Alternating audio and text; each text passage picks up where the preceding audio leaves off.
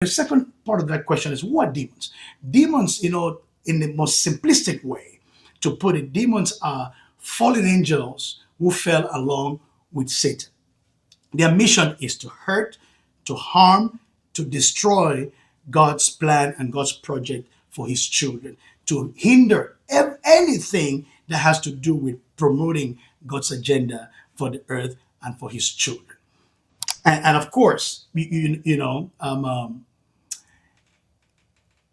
Jesus gave a wonderful example in Matthew chapter 12, verse 43 about possession by demons.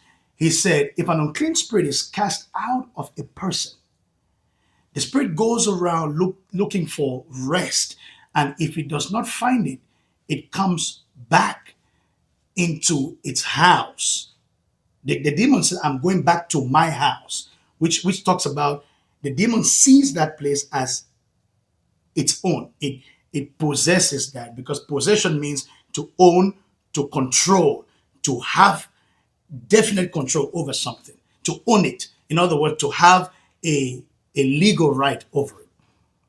But look at that. If the Christian has Jesus living in them, Jesus having shed his blood to purchase the Christian. So Jesus owns the Christian. God owns the Christian. So the demon cannot own the Christian.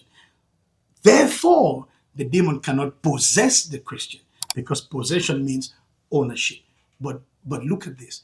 The demon can influence the Christian. The demon can influence and control. Why? Because 2 Corinthians chapter 10, verses 4 and 5 tells us that every thought that does not glorify God, that comes into your mind, you have to cast it down. Because demons begin to influence you by thoughts. So if a thought comes in that does not align itself with the word of God, you cast it down.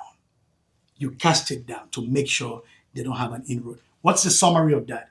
Christians cannot be possessed by demons. But a Christian, if they allow it and don't submit themselves to Christ and the word of God, they can be influenced through thoughts that can lead to other things. So our second